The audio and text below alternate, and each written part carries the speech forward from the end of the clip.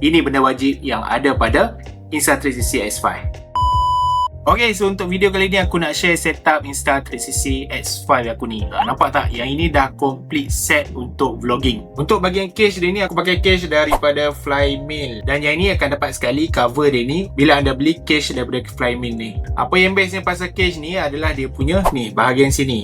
Dia ada lock, safety lock, supaya kalau kita ride tu tak adalah terpelanting nak terbuka dekat atas ni. Yang kedua, kalau kita tengok ini, dekat bahagian skrin depan ni aku dah pasang glass protector daripada Telesin. Dan untuk tripod pula, aku pakai tripod daripada Ulanzi MT98. Ini memang function dia datang sekali dengan kaki dekat bahagian bawah ni. Kalau kita tarik ni, dia terus keluar 3 kaki macam tu. Kita letak atas permukaan, dah boleh stand dah. Bukan itu saja, kalau kita nak simpan setup macam ni pun senang. Dengan MT98 ni kita tarik saja macam ni. Lepas tu dia dah boleh bend dah macam ni.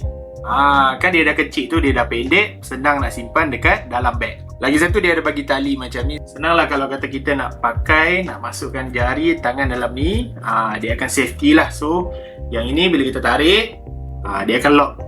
Nampak tak? Baru setup vlogging. Bukan itu saja, tripod ni dia boleh panjang tau. Dia boleh panjang. Panjang ni 57 cm macam tu, tak silap aku.